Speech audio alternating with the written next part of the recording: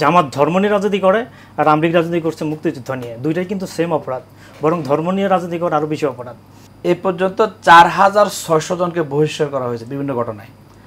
তার মানে 4600টা ঘটনা ঘটেছে, যেটা শুধু বহিষ্কার যোগ্য, কিন্তু বহিষ্কার করে নাই এরকম হাজারো ঘটনা বাংলাদেশের আনাচে কানাচে ঘটেছে।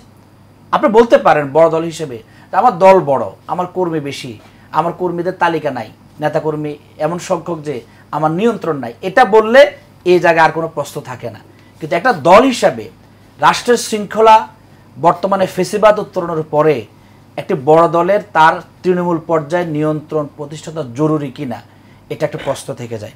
দ্বিতীয় হচ্ছে, মজনু এবং রবিন ভাই মামলা করেছেন একটা বা দুইটা, মামলা তো 46,000 করার কথা ছিল। যারা যারা এই অপকর্ম করছে তারা সকলে মিলে তো পুলিশে ধরে দেওয়ার কথা ছিল।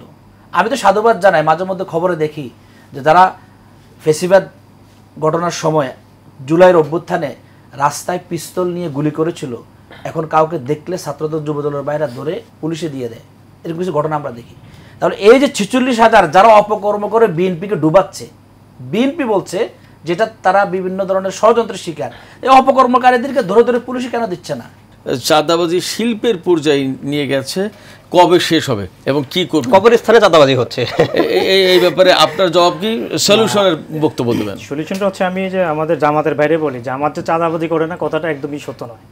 জামাতের চাঁদাবাজির ডাইমেনশনটা কিন্তু আমার ভিন্ন। এখন আপনি 1 মিনিটের মধ্যে আমাকে বলতে পারবেন জামাতের চাঁদাবাজিটার ডাইমেনশনটা ভিন্ন এবং সেটা অনেক আরো বিশাল বিস্তৃত।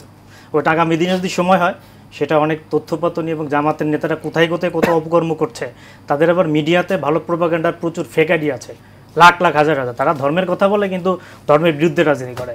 এবং আওয়ামী লীগ এবং জামাতের মধ্যে একটা জায়গায় খুব ভালো মিল আছে, কিন্তু জামাত ধর্ম নিয়ে রাজনীতি করে আর আওয়ামী লীগ রাজনীতি করছে মুক্তিযুদ্ধ নিয়ে, দুইটাই কিন্তু সেম অপরাধ, বরং ধর্ম নিয়ে রাজনীতি করা আরও বেশি অপরাধ।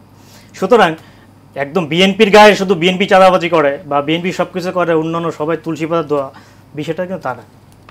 সো এই জিনিসগুলো আমাদের সবাইকে মাথায় রাখতে হবে।